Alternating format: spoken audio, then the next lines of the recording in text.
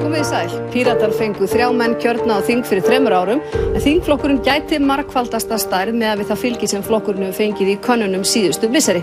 Neikvæð umræða flokkinn hefur hins vegar aukist undanfarið og fylgið hefur dalað. En fyrir hvað standa Píratar? Hvaða mál setja þeir á oddinn og með hverjum gætu þeir starfað? Við ætlum að ræða það við Smára McCarthy í kvöld.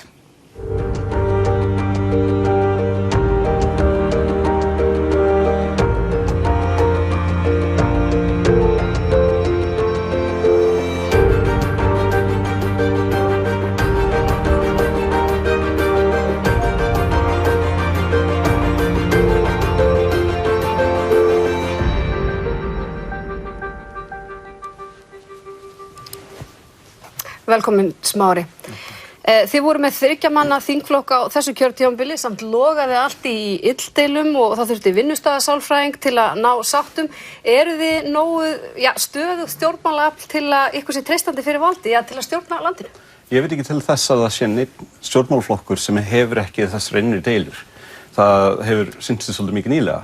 Við erum bara svolítið einstök á þann hátt að við erum svolítið að hafa þetta vísvitandi opið, að sýna mjög mikið fram á hvar okkar gallar liggja og einmitt að taka á þessum málum í bara á opinn og bara hátt sem leyfir öllum að taka þátt. En þess að það rosalega erfitt að reka stjórnmálahreyfingu. Það rosalega erfitt að bara fá fólk til þess að taka þátt að öllu jöfnu. Þannig að ef við erum alltaf í einhverjum feluleik með það hvar einhverjar deilur eru, þá erum við ekkert að fara að ná þeim árangri sem við viljum. En þetta hafa nú verið alvarlegar ásakanir, meðal annars frá samflokksmönnum ykkar í grasrótinni. Birgitta Jónsdóttir sökuð það að hagræða úrslitum prófkjara eftir að þeim var lokið. Hennar handgengi var fært upp á lista. Þetta bara ekki rétt. Það, í fyrsta lagi þá hefur nánast enginn í flokknum beint aðgengi að því hvernig prófkjörsferli fer fram. Við erum mjög vísvitandi með þau ferli alveg út fyrir. Ég meina það var maður færður upp á listan. Já, samtölulega sér staðið í öllum flokkum. Birgitta talar náttúrulega við fólk eins og allir í flokknum okkar tala við fólk. Ég meina hún sökuð það að hringja í frambjóðendur, efstu frambjóðendur á listanum og beita sér fyrir því að maður sem að ræða möguleika á því að færa fólk til. Það var ekki öllum allavega sem fannst þetta eðlileg afskipti. Það voru mjög skipta skoðanir það. Ég held að þú getur örugglega tekið undir það. Jú, það auðvitað voru skipta skoðanir á þessu. En finnst þér þetta í lagi? Mér finnst í lagi að fólk tali saman og komist að samkomulagi. Og þessi samskipti hafi ekkert farið yfir eitthvað strik eða? Nei, mér finnst það ekki. Þetta var bara nokkuð gott og við komst bara að mjög góðri niðurstöðu. Auðvitað var þetta svolítið svona pínu átakaferli hjá okkur en niðurstaðan var mjög góð. Við fengum að lokum bara rosalega flotta lista út úr þessu í bara öllum kjördæmum. En það alveg sama hvernig menn velja á lista? Ég meina þið leggja það stað með prófkjör. Því líkur með því að með ákveðinni niðurstöðu, henni síðan breytt eftir á og talsmenn flokksins á Vesturlandi, þeir gagnrýna þetta opinberlega. Nei, það sem í okkar prófkjörsferli, þá erum við með það þannig að það prófkjör í öllum kjördæmum. Og síðan má kjördæmaráð hvers kjördæmis ákveða hvernig næstu skref eru, hvernig þetta samþykktarferli sem til í öllum stjórnmálaflokkum. Í Norðvesturlandi var bara ákveðið að leyfa öllum á landinu að staðfesta. Þar var listin felldur og þá var bara tekið til atkvæða aftur. Og þetta var fullkomlega í samræmi við reglur kjördæmafélagsins Norðvesturlandi. Þið segist vera opinn og lýðræðislegur flokkur sem með flatt skipulag, engan formann, en háir þetta ykkur ekki neitt? Þú hefur verið nefndir til dæmis sem hugsanlegt forsætisráðherra efni og ef þú þyrftir til dæmis að taka erfiðar ákvarðanir, myndirðu þá hafa samráð eða samtal við grasrótina í því ferli? Algjörlega. Við erum ekki alveg, við reynum að vera flöt, en við erum með fullt af innri struktúr. Við erum með framkvæmdaráð, við erum með umboðsmenn sem ég og Birgitta Jónsdóttir og oddviti okkar í Norðausturkjördæmi, Einar Brynjólfsson. Við erum umboðsmenn fyrir þessar kosningar. Svo erum við með... Að öllu leyti þá, eða ekki bara... Þetta var stjórnarmyndunarumræður og þess aftar. Síðan erum við með úrskurðarnefnd og upplýsingaráð og fleiri verkfæri til þess að reyna að halda skipulaginu flötu en á sama tíma leyfa valdinu ekki að safnast og fara á hendur. En þetta voru þægilegt þegar þið eru í stjórnaranstöðu og þurfið ekki að stýra landinu. Já. Ég meina, nú mælist þeim með mikið fylgi og getur verið í lykilstöðu eftir næstu kosningar. Finnst ykkur ekkert svona erfitt til þess að hugsa að þurfa einhvern veginn að fara á Pírataspjallið á Facebook að athuga það hvernig félagsmönnum líst á erfiðar ákvarðanir sem þú þyrftir hugsanlega að taka? Væri þú forsætisráðherra? Sko, við höfum náttúrulega haft mjög öflugan þinghóp. Hann hefur verið pínlítill en hann hefur náð að gera rosalega góða vinnu og hann hefur starfað að miklu leyti sjálfstæður. En hann leitar alltaf í grasrótina og þetta bara það sem við munum halda áfram að gera. Við erum náttúrulega ekki að spyrja grasrótina endilega öll útfærslaatriði í öllum málum út af því að það bara rosalega mikið af upplýsingum sem fólk þarf að hafa. En að sjálfsögðu þá þegar að það kemur eitthvað til álita, þegar það einhver stefnumótun í gangi sem í gangi allan ársins hring hjá okkur, þá að sjálfsögðu viljum við fá grasrótina með í því. En við sjáum það á þessum umræðuþráðum þar sem þið eruð að tala saman um ykkar mál að það rosalega mikill ágreiningur þar. Þú ert að tala Pírataspjallið? Til dæmis, já. En þetta ekki eini samráðsvettvangurinn okkar. Við erum með samráðsvettvanga ýmsa ákveðin málaflokka og þannig og síðan auðvitað Pírataspjallið sem algjörlega opið. Allir mega að tjá sig liggur við hvað sem við erum með nokkur reglur þar. Það eru einhverjir sem fara þar inn og eru með tröllaskap og við reynum að taka á því eins og við getum. En að sjálfsögðu þá náttúrulega reynum við að nýta okkur þessa sérstöðu að vera eini stjórnmálaflokkurinn í Íslandi sem hefur svona opinn samráðsvettvang þar sem allir geta tekið þátt. Já. En nú, þið fylgi ykkar mældist lengi mjög mikið en það má kannski segja að það hafa nú verið svona hálfpartinn í frjálsu falli síðan í vor og heldur að fólk sé á einhvern nátt að missa trúna á ykkur eða svona núna þegar Hólminn er komið og hann við nálgumst kosningar? Já, þetta svolítið það að þegar við erum á Hólminn komið bara þá fólk auðvitað að spyrja sig þessi hópur nógu öflugur, erum við að gera það sem þarf að gera? Og svarið bara já. Og ég held að fólk muni átta sig á því þegar það nær kosningum. Að við erum alveg rosalega öflugur hópur sem að gera mjög góða hluti. Ástæðan fyrir fylgisfallinu að hluta til að það að koma mikil gagnrýni á okkur og það hefur náttúrulega verið svolítið umræðin þessar deilur sem voru í kringum prófkjörin og svona. En þetta allt saman sem við erum búin að laga. Og já. En það ekkert áhyggjuefni að nú tók fylgið töluverða dífu, fór niður einhver 10% stig, akkurat í aprílmánuði þegar að pólitískur órói var sem mestur, að þá var eins og eitthvað færi af stað. Það var ekki gagnrýnin á ykkur, það var gagnrýnin á Framsóknarflokkinn og Sjálfstæðisflokkinn. Ég satt að segja skilja ekki heldur, ég bara veit ekki hvað gerðist þarna.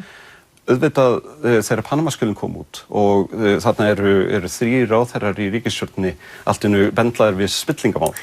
Auðvitað hefðum við sem flokkur sem höfum talað að laga spillingamál allan tíman átt að fara jafnvel upp í könnunum. Kannski vorum við ekki nógu beitt í því hvernig við tókum á því máli strax í upphafi en náttúrulega þetta bara eitthvað samtal og náttúrulega mikið fylgi hjá öllum flokkum fór af stað á þessum tíma. Við fórum svolítið niður á við, aðrir fóru upp á við, sumir niður á við aðrir, þannig að þetta rosalega flókið. Tölum aðeins málin sem að þið setjið á oddinn, önnur en spillingarmálin. Þið viljið að frumvarp stjórnlagaráðs verði grundvöllur að nýrri stjórnarskrá. Þið talið mikið að það verði að endurskoða, að nota þetta frumvarp. Það dugi ekki að breyta þeirri stjórnarskrá sem í gildi í landinu. Þetta raunhæft? Stjórnarskráin undirstaða alls í samfélaginu og fólkið í landinu, það treystir ekki núverandi stjórnkerfi. Hvernig geturðu sagt það? Það hefur sýnt sig, það búið að vera mælingar, vantraust til Alþingis. En það bundið við stjórnarskrána? Nei, stjórnarskráin undirbyggir það hvernig stjórnkerfi virkar. Þannig að auðvitað þegar við erum að tala plagg sem var skrifað af og fyrir þarfir 19. aldar danska embættismanna, þá erum við ekkert að fara að fá stjórnkerfi sem dugar fyrir 21. öldina á Íslandi. Það þarf að laga ýmislegt í stjórnarskránni til þess að það verði mögulegt að búa til þessa breiðu sátt sem við þurfum í stjórnmálunum. Þá því það breytingar á reglum bara hvernig Alþingi virkar, að aðgreina ríkisstjórnina frá Alþingi, að breyta því hvernig ríkisstjórnin sjálf virkar og hvernig hún skipuð og allt þar fram eftir götunum. Við þurfum líka að laga stofnunarnar og sumt af því hægt að gera án þess að fara út í stjórnarskrárbreytingar og við munum leggja mikla áherslu á það að til dæmis valdefla samkeppnisstofnun svo hún geti farið í framkvæmdisrannsóknir. Þarf að gera það í stjórnarskrá? Nei, það þarf ekki að gera það í stjórnarskrá. En til þess að laga það sem þarf að laga á öllum sviðum, alveg frá grunninum, maður ekkert að fara að byggja hús á einhverjum veikum grunni. Og náttúrulega núna höfum við verið í enduruppbyggingu frá hruni í öll þessi ár, en það ekki búið að gera neina grundvallarbreytingar og bara ekkert lokað fyrir að sama misnotkun á völdum, sama misnotkun á samfélaginu eigi sér stað aftur með bara slæmum ef ekki verri efnahagslegum og samfélagslegum afleiðingum. Þannig að við viljum klára stjórnarskrána, það búið að semja mjög góða stjórnarskrá. Það þarf aðeins að fínpúsuna. En þurfa Píratar ekkert að hugsa það að reyna að ná almennri sátt og hugsanlega slá eitthvað af kröfunum? Við munum ganga inn í þetta með það fyrir augum að stjórnarskráin sem var skrifuð af stjórnlagaráði verði grunnurinn. Síðan þarf við þetta að byggja upp sáttina. Við þurfum að fá fólk með okkur í lið að klára þetta mál. Þetta rosalega auðvelt. En finnst þér vera almenn sátt það? Nú samkvæmt skoðanakönnun sem Fréttastofan lét gera núna í september, þá var bara 4,6% kjósenda sem settu þetta mál á oddinn. Ég settu þetta í fyrsta sæti. Auðvitað út af heilbrigðismálin skipta svo rosalega miklu máli akkurat núna. En þessi könnun svolítið misvísandi vegna þess að þetta hvað hæsta forgangur hjá þér. Auðvitað heilbrigðismáli hæsta forgangur. Þetta þýðir ekki að fólk sé ekki á því að þurfa að klára þetta.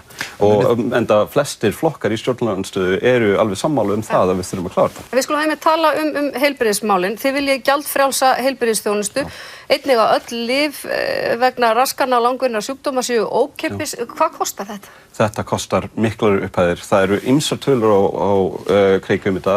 Sumir segja 50 milljarðar, sumir segja 80 milljarðar.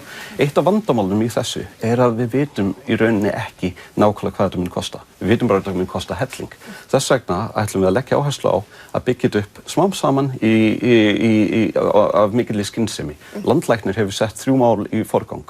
Það að laga heilsugæsluna út all land, að laga sérfræðiþjónustu á landsbyggðinni og að byggja upp Landspítalann. Þetta allt saman bara mjög gott, en það vantar í rauninni heildstæða stefnumótun fyrir heilbrigðismál á landsvísu. Þannig að leið við erum komið með þetta plan, þá getum við farið að í rauninni kostnaða með þetta allt. En náttúrulega við förum bara strax í það að finna til peningana sem þarf til þess að borga fyrir einmitt þessi forgangsatriði. En landlæknir hefur einmitt sagt að þetta sé ekki æskilegt markmið, þar að segja að því gjöld séu notuð til að stýra fólki á rétt þjónustustig. Já, og það kannski, það enginn að amast út í kannski einhverjum hóflegum komugjöldum til heilsugæslu. Vandinn þegar að fólk að borga hundruð þúsunda fyrir sérfræðimeðferð, þegar það verið að vísa fólki inn á einkageirann í heilbrigðismarkaðinum. Öll þessi mál skipta rosalega miklu máli og við þurfum að stíga tilbaka frá þessu. Stefnan, opinbera stefnan hjá stjórnvöldum núna hefur verið einkavæðing án eftirlits. Og það þarf bara að bæta eftirliti, bæta strúktúrinn í kringum alla þessa... Gerir engan greinamun á einkavæðingu og einkarekstri? Já, sko, það verið að grafa undan heilbrigðiskerfinu í dag. En svaraði þessu, gerir engan mun á einkavæðingu og einkarekstri? Jú, ég gerir greinamun á þessu. Já, en þið segir hérna að þetta hefði ekki gefist vel þegar þú varst hér síðast í þessu sæti fyrir 3 árum. Og þetta hefur ekki gefist vel. En ég meina, hvar viltu þá byrja að draga úr einkarekstri? Það mætti til dæmis setja einhvers konar reglur það hvernig ávísun á sérfræðilækna utan opinbera kerfisins væri. Það mætti tryggja það að öryrkjar og aldraðir sé ekki að borga stóra fjárhæðir fyrir þjónustu sem ánáttúrulega verið nauðsynleg og aðgengileg öllum. Þetta eru rosalega svona einfaldar reddingar sem þarf að gera. Er hún ekki aðgengileg öllum? Ég meina, nú verið að stefna þessari ríkisstjórnar að bæta við 2 nýjum heilsugæslustöðvum. Það sárvantar fleiri heilsugæslustöðvar. Þeir eru að leysa það með einkaframtæki. Ertu á móti því að það verði gert þannig? Ég fylgjandi því að það séu byggðar fleiri heilsugæslustöðvar og það þarf líka að efla heilsugæslustöðvarnar út landi. Hérna í Vestmannaeyjum þar sem ég ólst upp, þar heilsugæslan bara í Mólum, líka á Höfn í Hornafirði. Það rennur samningur nú verið að reyna að leysa þennan skort á heilsugæslustöðum. Ertu þá á móti því að það verði reistar einkareknar heilsugæslustöðvar? Ég held að þetta lítur rosalega út eins og flott plan til að byrja með, en til lengri tíma litið þá þetta ekki lausn sem mun virka. Og viltu þá koma í veg fyrir það að þær verði reistar? Ég held það, já. En síðan auðvitað lagaramminn eins og hann í dag. Við viljum gera breytingar, við viljum auðvitað bara tryggja öllum nauðsynlega heilbrigðisþjónustu. En á hvaða forsendum, það náttúrulega skiptir máli líka. Förum aðeins yfir í annað. Þið segið að gistináttagjald sé ákjósanarleið til tekjuöflunar, en ætti að vera prósentuhlutfall, ekki föst upphæð. Gjaldið var hátt í 400 milljónir á síðasta ári. Dugar það ríkissjóði? Það dugar ekki. Og meira þess að fólk innan ferðaþjónustunnar hefur talað það að þetta megi alveg hækkað og megi breyta fyrirkomulaginu. Að þetta sé ekki gistieiningar heldur gistinætur og jafnvel væri svona prósenta eins og í stefnunni okkar. En viljið þá hækka það í gegnum prósenturnar eða eru þið opnir til dæmis fyrir annars konar gjaldtöku? Það að segja á fleiri þætti eða sviðum heldur en akkúrat bara gistinætur? Flest lönd í heiminum eru að vinna út frá gistináttagjaldi og allavega í Evrópu vegna þess að þetta einföld og skilvirk leið til þess að gera þetta. Það sem vantar í rauninni að í dag þetta bara einlega föst summa og sú summa alveg óháð því hvort þú sért í ódýru gistiplássi eða lúxushóteli. Með því að fara yfir í prósentur þá hægt að hafa þetta kannski eðlilegra út frá því þjónustustígi sem fólk að sækja sér. Þannig að þeir sem að kaupa sér dýrari gistingu sé að greiða meira með sig. Algjörlega. Og náttúrulega ástæðan fyrir þessu að það þarf bara að ráðast í mikla innviðauppbyggingu út allt land. Það bæði innan sveitarfélaganna sem eru að reka gistiplássin, en síðan finnst mér allavega mikilvægt að horfa á vegakerfið og samgöngunar. Það núna 306 milljónir á ári sem fara í niðurgreiða innanlandsflug. Þetta eitthvað sem ég ekki að sjá að sé að skila sér mikið til neytenda. Að sama skapi þá hringvegurinn bara orðinn hættulegur. Það bara stór hættulegt að keyra sömu part af hringveginum út af einbreiðum brúm og þess aftur. Það kostar 15 milljarða að klára það. Þannig að ef þetta eitthvað sem kannski einhver smá skerfur af gistináttagjaldinu geti farið í að bæta samgöngunar og bæta innviðina, samgönguinnviðina, þá það jákvætt. Hvað með örstutt bara það nú sum sveitarfélög, sveitarfélög fara mjög misjafnlega út úr þessu. Sum eru hreinlega í rauninni verða fyrir tapi, verða fyrir kostnaði vegna ferðamennskunar. Hvernig sérðu fyrir þeirra að bæta þeim? Já, auðvitað langflestir ferðamenn eru að gista í Reykjavík og kannski álagið á þessum helstu ferðamannastöðum.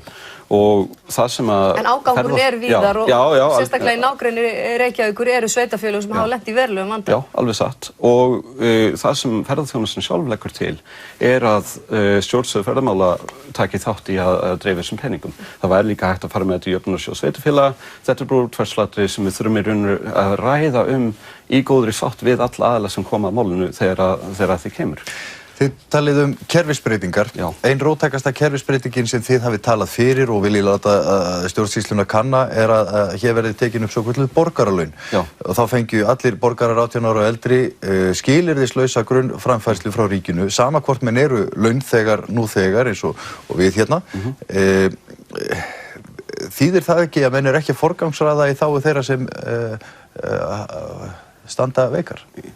Sko, borgaralaun eru langtímamarkmið og þetta langtímamarkmið sem miðast út frá því að það eru að gerast bara stórkostlegir hlutir í hagkerfinu bæði á Íslandi og í heiminum öllum. Það aukin sjálfvirknivæðing, það meiri svona verðmætasköpun út allt og þetta þýðir það að atvinnuleysi aukast, það að verða til... Ekki hér á Íslandi? Nei, ekki hér á Íslandi eins og starfsfólk. Já, algjörlega og það mjög gott að hagkerfinu okkar gengur vel í dag. En við þurfum að horfa á þetta til framtíðar. Það sem við erum að tala núna ekki að útfæra borgaralaun strax. Það væri eiginlega bara fyrra. Það ekki hægt að gera það eins og hagkerfið í dag, eins og staða ríkisfjármála í dag. Það sem við viljum gera aftur á móti kannski fara að undirbúa jarðveginn, skilja allavega hvernig þetta gæti virkað. Það til dæmis tillögur sem verið að fara í pröfukeyrslu á í Finnlandi, Hollandi og víðar. Það er einmitt takmarka við þá sem í rauninni hafa verið að þiggja bætur, verið á örorku, atvinnuleysi, en ekki allir. Já, það er algjörlega. kannski sú útfærsla sem kannski helst stendur í sumum. Já, algjörlega, og það er bara skiljanlega, vegna þess að þetta er náttúrulega mjög róttækt.